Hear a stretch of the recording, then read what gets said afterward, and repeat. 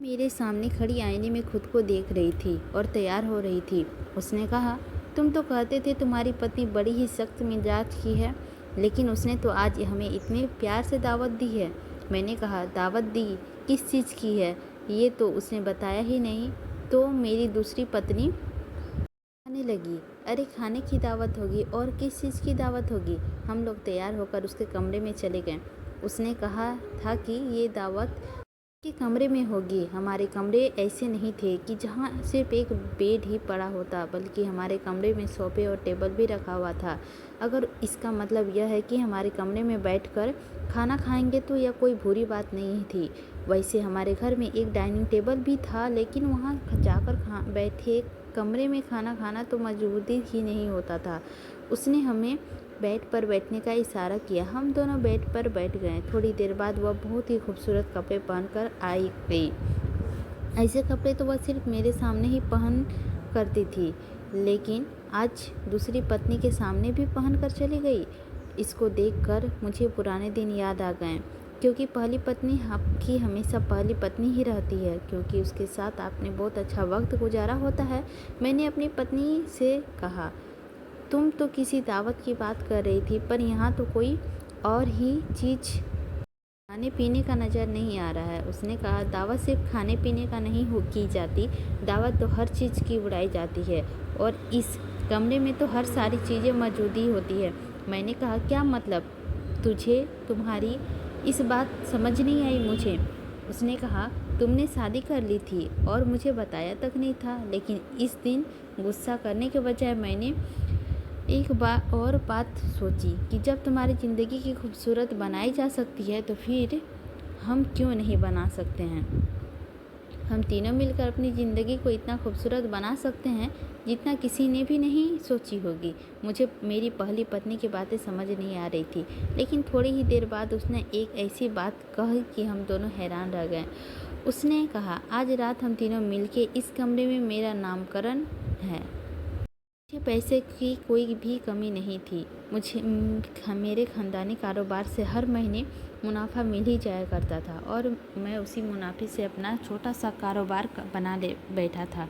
मेरे पास पैसों की कभी कोई कमी नहीं था। यानी अगर मैं कुछ भी कर ना सकता तो महीने के हर महीने लाखों रुपये आते थे, और अगर कुछ लेता तो लाखों रुपए से ज़्यादा बन जाते थे। मेरी एक पत्नी थी जिसका नाम हेमा था, और वो मुझसे 10 साल बड़ी थी, और मेरे बाप ने दोस्त की बड़ी बेटी थी। हम दोनों की शादी मजबूरन करवाने पड़ा था, क्योंकि कारोबार ज़्यादा था और हम दोनों के बाप आपस में पार्टनर भी थे। पापा ने सोचा था कि दोनों आपस में झगड़ा ना करें, इसीलिए ये शादी करवाने की सोचा।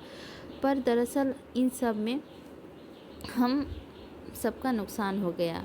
किसी का हुआ चाहे नहीं हुआ, मेरा नुकसान हुआ। शादी के बाद एक हादसे में वो दोनों चल बसे, और रह गया मैं और मेरी बूढ़ी पत्नी। जब मेरी शादी हुई तो वह 31 साल की थी।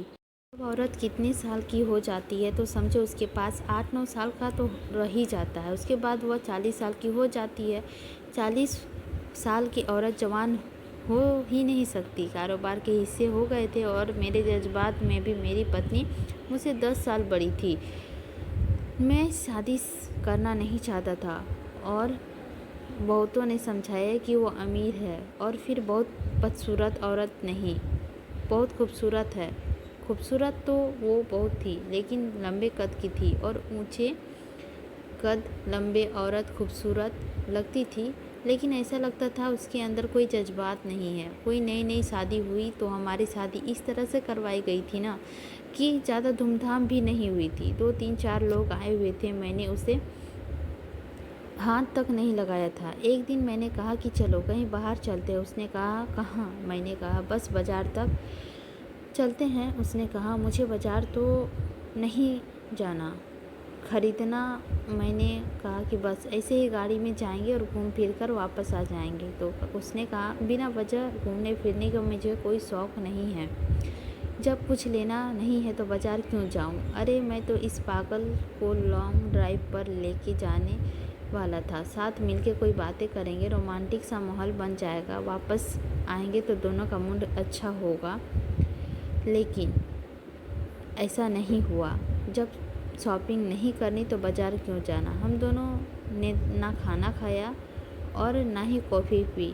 जब बाहर जाकर क्यों फालतू का टाइम वेस्ट करना है। वे कहते हैं ना कि जब ज़्यादा उम्र हो जाए ना तो फिर वो एज गैप नहीं, जनरेशन गैप बन जाता है। और मेरी पत्नी के साथ मेरा जनरेशन गैप वाला मामला था। उसकी पसंद नापसंद और मेरी पसंद में 10 साल का फ़र्क था। उसे लता के गाने पसंद थे, मुझे सोनू निगम के। समझ नहीं आता था कि किस टॉपिक पे उससे बात करूं। मैं घर आता, चलो कमरे में बैठकर कोई फिल्म देखें, लेकिन नहीं, कोई ऐसी मूवी देखेंगे जिसको देखने के बाद हम दोनों में जज्बात उबलने लगे। लेकिन वो खबरें लगातार बैठी होती थी। मैं उससे पूछता था कि क्या कर रही हो। वह कह रही थी कि गाने सुनने दो, देश में क्या हो रहा है, न्यूज़ सुनना तो बहुत ज़रूरी है। वो कब मूवी देखने से न्यूज़ देखने वाले में कन्वर्ट हो जाती थी, पता ही नहीं चलता था। शायद उसे खुद भी पता नहीं चलता था।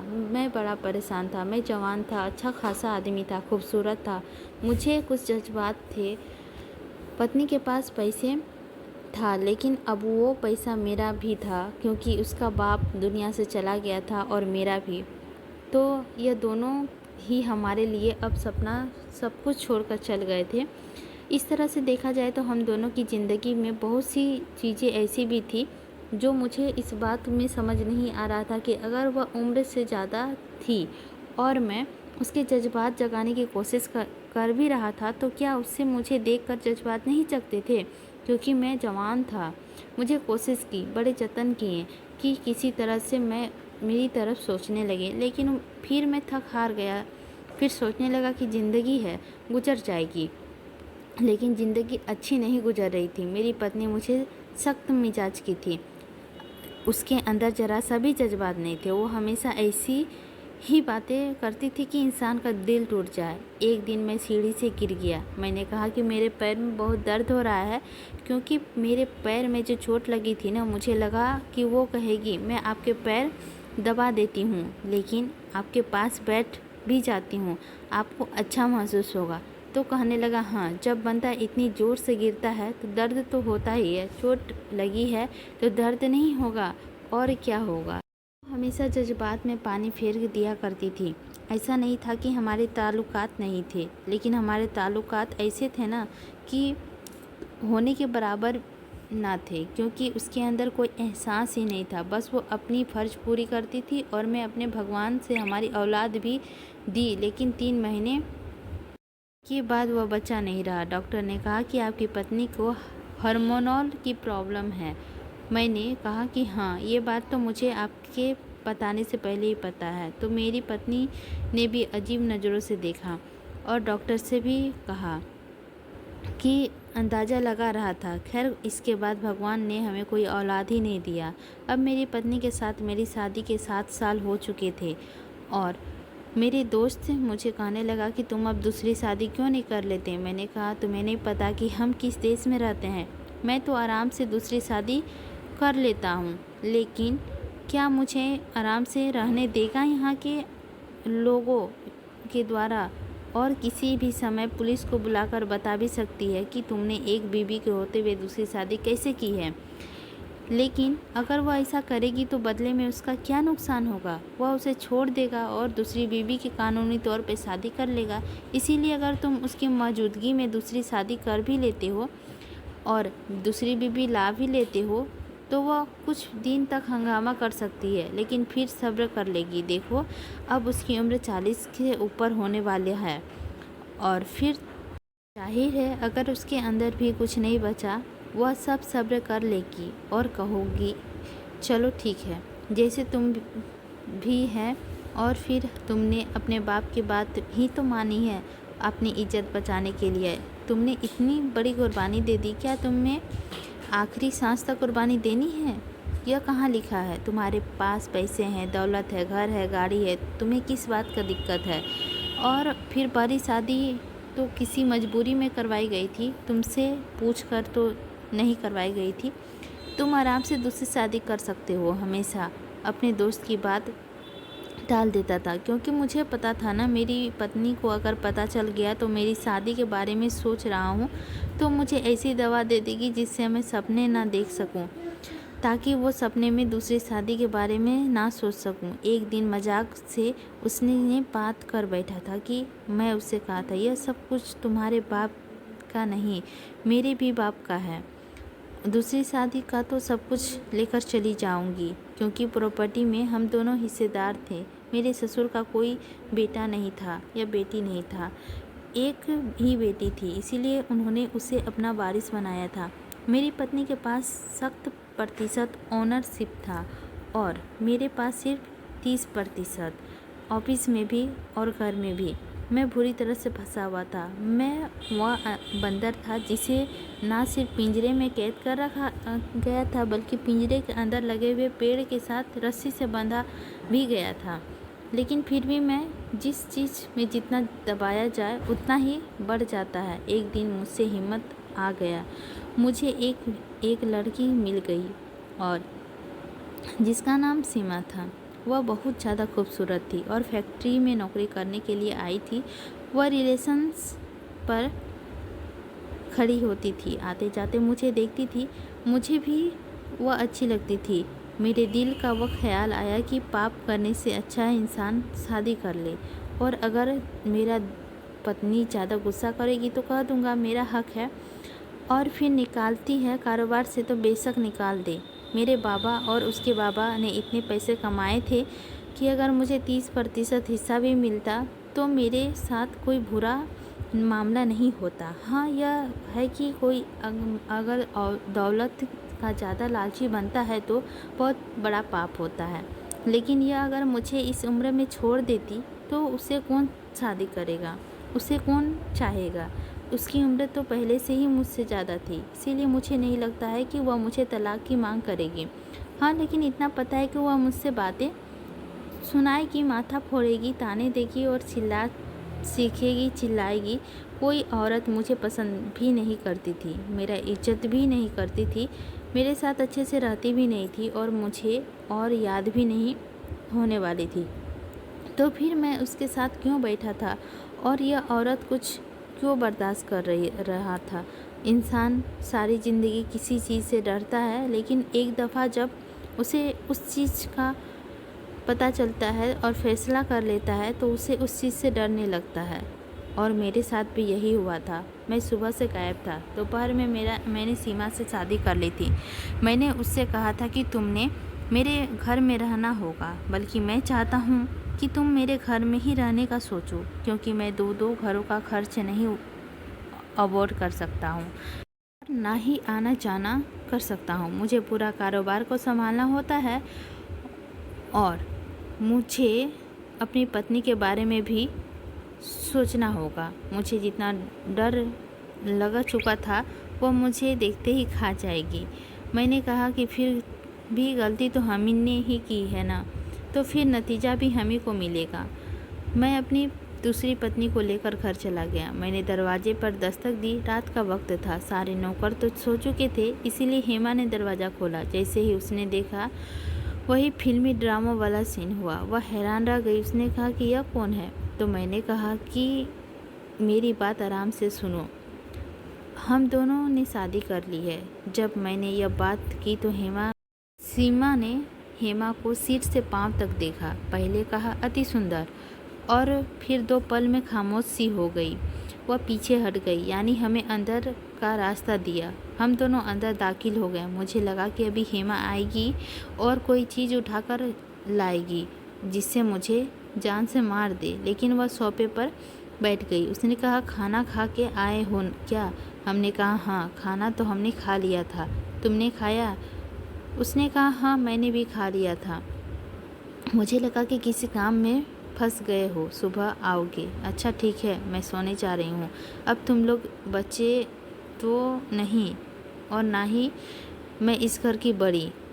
मैं तो खुद यहाँ की बहू हूँ। ना तो मैं आरती लेकर बहू का स्वागत कर सकती हूँ और ना ही गिरी प्रवेश करवा सकती हूँ। अगर तुम्हें इस तरह की कोई रस्म करनी हो तो तुम अपनी पत्नी के साथ खुद ही कर लो। जब वह ऐसी बातें कर रही थी ना तो मेरा दिल अंदर से थोड़ा थोड़ा सुकून आ रहा था। मुझे लगा अच्छा लग रहा है कि वह इस तरह से बातें कर रही है, क्योंकि मैंने जो सोचा था वो तो मेरा गला दबा कर ही रहेगी। मैंने कहा, बिल्कुल तुम मेरी पत्नी हो और हमेशा रहोगी। अगर मैंने तुमसे शादी की है तो इसका मतलब यह नहीं कि मैं तुम्हें छोड़ दूंगा। हेमा ने कहा, वह तुम वैसे भी नहीं कर सकते। मुझे ऐसा लगा कि जैसे उसने यह बात गुस्से से कही है, लेकिन अभी भी उसके चेहरे में कोई गुस्सा तलाश नहीं था, और बल्कि वह तो थोड़ी सी नॉर्मल थी, या तो वह अपने ऊपर कंट्रोल कर रही थी। फिर उस बात को लेके कोई फ़र्क नहीं पड़ रहा था।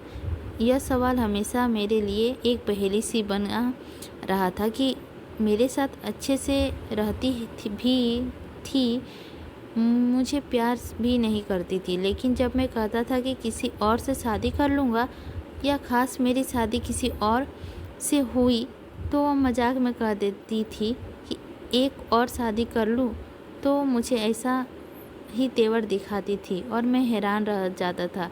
खाना भी नहीं है और किसी को देना भी नहीं है। वैसे तो कोई भी मर्द औरत के सोच को समझ नहीं सकता। मैं तो अपनी पत्नी को इतना सालों में भी नहीं समझ पाया, पर एक बात तो मुझे विश्वास था कि उसका रिलेशन कभी भी अच्छा नहीं हो सकता। फिर वह कैसे इतना कहकर वहाँ से वो चली गई। मैं तो ऐसे गहरी सांस ली जैसे सर पे बला टली। मुझे लगा कि बहुत गुस्सा करोगी, लेकिन उसने कुछ भी नहीं किया। यह बात मुझे हजम नहीं हो रहा था, लेकिन मैंने महसूस किया था कि पहले सीमा को बहुत गौर से देखा। उसके बावजूद भी जायजा ले रही थी, और उसके बाद वह बहुत गुस्सा से ठंडा हो गया। सीमा भी उसी की तरफ खूबसूरत थी, लंबे कद की थी, दुबली पतली थी। मेरी दोनों पत्नियां की वजह बहुत खूबसूरत था, कोई भी मोटा नहीं था। मुझे मोटी औरतें पसंद भी नहीं थी। हो सकता है कि यह सोच लिया हो कि यह औरत बड़ी हसीन है और खूबसूरत है, यह ना तो अगर इसे पंगा लूँ तो मेरे पति ने मुझे हमेशा के लिए छोड़ देगा या दूर कर देगा। यानी इसके जज्बात में नहीं बल्कि अक्ल का काम किया है। मेरी दूसरी पत्नी ने कहा, ज़रा सा चेक करो, कोई वाकई अपने कमरे में चली गई है क्या? तो मैंने कहा, हाँ, वह कमरे में चली गई। उसने दरवाज़ा भी बंद कर लिया। हम दूसरे कमरे में सो जाते हैं। मैं सोच रहा था कि शायद इस दफ़ा मेरी किस्मत अच्छी है। हम हर दफ़ा तो मेरी किस्मत बुरी नहीं हो सकती। पहले मेरी किस्मत का खेल ही हेमा से मेरी शादी हो गई थी, जबकि वह मुझसे इतनी बड़ी थी और मेरी उससे कोई सोच भी नहीं मिल रही थी। और फिर मैं सोचने लगा था कि हम दोनों मेरी पत्नियां हैं, दोनों के साथ रखूँगा। मुझे किसी को भी छोड़ने से ज़्यादा ज़रूरत नहीं है। हेमा ना सिर्फ मेरी पत्नी थी बल्कि मेरी दोस्त भी थी, तो मैं उसके साथ क्यों बुरा नहीं करना चाहता था। बाबा ने हमारी शादी इसीलिए करवाई थी ताकि हमारा रिश्ता मसाल बने, और मैं उसके साथ कोई भी जुल्म ना करने के मूड में बिल्कुल भी नहीं था। मैंने कहा, बस उसने भी हमें कबूल कर लिया, और हमने दूसरी पत्नी को भी समझा दिया कि वह हेमा को साथ बदतमीजी से ज़रा सा भी पेश ना आए। अगर बात लड़ाई तक पहुंच जाए तो वह खामोश रहे, क्योंकि वह छोटी है, और जब मैं आऊँगा तो फिर आकर मामला हल कर दूंगा। मेरी पत्नी वैसी भी डरी हुई थी, लेकिन अब हेमा को देखकर वह भी ज़रा सा रिलैक्स हो गई थी। उसने कहा, जितना तुम्हें कहा है उतनी भी बुरी नहीं है, कम से कम उससे कोई बात तो नहीं, वरना कोई और होता तो बहुत बवाल खड़ा करता।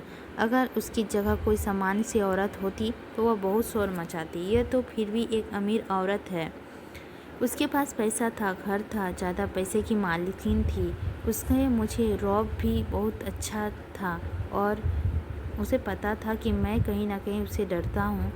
फिर भी उसने कोई बात नहीं की। ये बात मुझे हजम भी नहीं हो रही थी, लेकिन मुझे गुस्सा आता तो मैं इतना आसानी से कंट्रोल नहीं कर पाता। मैंने उसे छोटी बातों से चीखते चिल्लाते सुना था। वह कहती थी कि मेरा बीपी हाई हो जाता है, और जिसकी बीपी हाई हो जाता है वह गुस्सा कंट्रोल नहीं कर पाता। पर उसने गुस्सा आया भी नहीं था। मुझे अपनी पहली पत्नी के रवैया भी समझ में नहीं आया, लेकिन सुबह ऐसा मंजर देखा कि हैरान रह गया। सुबह सुबह जब मैं टेबल की तरफ देखा तो वह आंखें खुली की खुली रह गई। इतना अच्छा नाश्ता तो उसने मेरे लिए कभी नहीं बनाया था, और वह हमें कमरे में बुलाने के लिए आई थी। उसने कहा, आकर नाश्ता कर लो। कुछ नाश्ता उसने खुद बनाया है और कुछ बाज़ार से मंगवाया था, यानी कि अच्छा भला खर्चा किया था। मैंने कहा, ये सब क्या है? तो उसने कहा, क्यों, जब किसी की शादी होती है तो अगले दिन तो इसी तरह का नाश्ता होता है। तुमने मुझे अपनी शादी की दावत में तो शामिल नहीं किया, और इलेक्शन करने का भी फ़ायदा कोई इरादा नहीं है, इसीलिए सोचा कि एक समय का अच्छा खाना बनवा दूँ। मैंने कहा, तुमने किया ये सब कुछ? उसने कहा, हाँ, और कौन करता? आपकी शादी है तो मुझे ही तो करना होगा, और तुम्हारा है ही कौन मेरे अलावा। मेरे दिल किया कि आपकी पहली पत्नी को गले लगा लूं और उसका शुक्रिया अदा करूं, लेकिन इतने में मेरी दूसरी पत्नी के बारे में सोचा तो ऐसा नहीं किया। और वैसे भी बाद में मैं उसको तो उसके ऊपर से कमरे में जा सकता था। मैंने हमेशा से ही उसे प्यार करने की कोशिश की थी। जिसे प्यार नहीं किया था वह मैं ही था। उसने मेरी पत्नी को देखा और कहा, वाह, बहुत चमक आया है तुम्हारे चेहरे पे। जब शादी हो जाती है ना तो अगले दिन एक खास सी चमक आ जाती है। वह नज़र आ रहा था। आओ बैठो, नाश्ता कर लो। मुझे मेरी पत्नी ऐसी लगती तो नहीं थी जिस तरह से वह पेश आ रही थी। मामला बहुत अजीब होता जा रहा था, लेकिन वह भी मेरे साथ बैठ गई और हम सब ने मिल के नाश्ता किया। उसने सीमा से कहा, तुम नई नई दुल्हन हो तो 6 महीने तक तुम कोई काम ना करना, क्योंकि जब मैं इस घर में आई थी ना तो मैंने भी ऐसा ही किया था। फिर इसके बाद मेरे बाबा इस दुनिया से चले गए और मुझे सब कुछ संभालना पड़ गया। तुम्हारे पति के बाबा भी इस दुनिया से चले गए थे। यह मेरी पत्नी के पुरानी बातें और कहानियाँ सुनाने लगी, और फिर मुस्कुराते हुए उसने सारी बातें बताने भी लगी थी, यानी कि उसे एक पल में ही मुझे बोर नहीं होने दे रही थी। मेरी पत्नी भी उसके साथ हंसी मजाक करती, बातें करती। वह मुझे पसंद नापसंद के बारे में भी बताने शुरू कर दी थी, और हमारी ज़िंदगी में होने वाली 2-4 ऐसी बातें भी बता रही थी जिससे हम लोग काफ़ी खुश थे। पूरा दिन इसी तरह गुजर गया। दोपहर में हेमा जी का खाना बनाया, और बहुत अच्छा खाना बनाया। शाम की वह जिद करने लगी कि आप अपनी दूसरी पत्नी को नए कपड़े लाकर पहनाएं। हमारे इलाके में ऐसा आइसक्रीम पार्लर बना था। हेमा का जिद था कि मैं सीमा को लेकर वहां जाऊं, ताकि वहां बैठकर दोनों साथ अच्छा वक्त भी गुजरे और साथ पता चले कि होटल है। मैं जाना नहीं चाहता, क्योंकि मैं अपनी पत्नी से शर्मिंदा हो रहा था। कहीं वह ये सब कुछ मुझे शर्मिंदा करवाने के लिए तो नहीं कर रही। पर धीरे धीरे उसने बात से अंदाज़ा लगा ले रही थी। ऐसा कोई बात नहीं है, वह बिल्कुल नॉर्मल था। शायद उसने यह बात को कबूल कर लिया था, जैसे ज़िंदगी भर उस किसी के जज्बे का असर नहीं हुआ। शायद इस बात का तो उस पर कोई असर नहीं हुआ था, क्योंकि वह बिल्कुल ही जज्बाती नहीं थी। यह मेरे दिमाग का अब आया कि जब उसने मेरी मोहब्बत पर असर नहीं हुआ तो नफ़रत और शैतान भी तो उस असर नहीं करेगा, क्योंकि मोहब्बत से बड़ा कोई जज्बा नहीं होता। वह नॉर्मल हो गई और हम सब भी नॉर्मल हो गए। वह मेरी पत्नी को बहुत तारीफ़ करती थी, कहती थी कि तुम बहुत खूबसूरत है, प्यारी है, दुबली है, पतली है, बिल्कुल किसी मॉडल की तरह लगती है। उसका वजूद तो मॉडल जैसा था। उसने अपने आप को बहुत फिट रखा हुआ है। बहुत अच्छी बात है। मैं हैरान था। मैं अपनी पत्नी से दूसरी पत्नी को कुछ नहीं कह सकता था। मुझे कोई ताने भी नहीं दिए। वह तो हमारे लिए खुद ऐसे मौका बना रही थी कि हमारी ज़िंदगी खूबसूरत हो जाए। कभी कहती पत्नी को लेकर आइसक्रीम खाने, या फिर कभी पार्लर चले जाओ, तो कभी कहती बाहर कितना अच्छा मौसम है, तो कभी साथ बैठो। कभी कहती तुम लोग सैर करने के लिए क्यों नहीं जाते, हनीमून पर कब जाओगे। जब हमारी शादी हुई थी ना तो हमारे बड़े जिंदा थे, इसीलिए हमने तो ये सब किया ही नहीं। तो वह कहते हैं ना कि लोग बेशर्म हैं, लेकिन अब तो बड़ा ही हो गए। कोई नहीं, जाना चाहो तो जा सकते हो। मैं खुश हो रहा था क्योंकि मेरी ज़िंदगी में सुकून आ गया था। अब मुझे कोई क्या चाहिए। मर्द को अपनी ज़िंदगी में सुकून ही सुकून होता है, इस बात का कोई फ़र्क नहीं पड़ रहा था उसको सुकून देने वाली कैसी है। अगर यही सब कुछ मेरी पत्नी के साथ करती तो शायद मैं दूसरी पत्नी को नहीं रख सकता। मैं तो इस वजह से हैरान था कि जब उसने मेरे साथ सब कुछ नहीं किया तो अब दूसरी पत्नी के साथ सब कुछ करने के लिए मशवरे कैसे दे रही है। इसका मतलब था कि इन चीज़ों को समझती थी तो फिर उसने खुद मेरे साथ ये वक्त क्यों ना गुजारा। मैं काफ़ी दिन तक अपनी पत्नी के कमरे में ही सो रहा था तो आज पत्नी ने मेरे कमरे में आ गई। मुझे देखकर वह ऐसे हैरान हुई कि जैसे मैंने तो यहाँ कभी आना ही नहीं था। उसने कहा, आप यहाँ पर क्या कर रहे हैं? तो मैं सीमा के साथ होना चाहिए।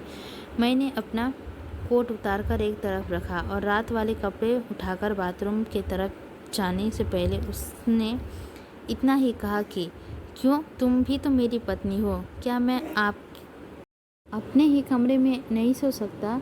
तो उसने कहा, हाँ क्यों नहीं सो सकते। मैं कपड़े बदलकर वापस आया तो यह बिस्तर में लेट गई थी। मुझे तो अब वह पहले से ज़्यादा अच्छी लग रही थी क्योंकि जैसा मैं चाहता था उसने वैसा ही किया था। मुझे उसके हुस्न पर मोहब्बत नहीं बल्कि उसके रवैये पर प्यार आ रहा था कि उसने कितने अच्छे तरीके से मेरी दूसरी पत्नी को कबूल किया, उसका दिल भी लगाया, खाने पीने की चीज़ें भी बना रही थी और घर वाले को भी संभाल रही थी। सभी चीज़ अच्छे से हो रहा था। इसका इतना हक तो था ही कि मैं उससे अपनी मोहब्बत जताऊं। मैं भी जाकर बिस्तर के दूसरे किनारे पर लेट गया। मैंने उसके हाथ पर हाथ रखा। उसने कहा, क्या बात है? मैंने कहा, तुम बहुत अच्छी हो। मैं ज़रा सा आगे बढ़ा कि उसने ऐसी बातें कर दी कि मैं हैरान रह गया। उसने कहा, मुझे नींद आ रही है, और वह मुंह फेर कर फ़ौरन ही सो गई। मैं उसको इतने सालों से जानता था कि वह ऐसी नहीं थी। मैं उसकी हर एक हरकत को समझता था और वह मेरी हर चीज़ को समझती थी। जब 7 साल आप अपनी पत्नी के साथ गुजारते हो ना तो सब कुछ सामान्य होता है, लेकिन वो जानबूझकर सो गई थी क्योंकि वो मेरे पास नहीं आना चाहती थी। शायद इसके अंदर अभी भी गुस्सा था। मैं ये बात को समझ सकता था। मैं भी खामोश हो गया और सो गया, लेकिन इस बात को मेरी दूसरी पत्नी को परेशान था। उसने कहा, अभी हमारी शादी हुई है, 1-2 महीने तो सिर्फ लगातार मेरे साथ ही गुजारे, इसके बाद ये इंसान परिंदे की तरह बदल जाएगा। मैंने सोचा नहीं था। मैंने कहा, देखो तुम मेरी पत्नी हो तो वो भी मेरी पत्नी है।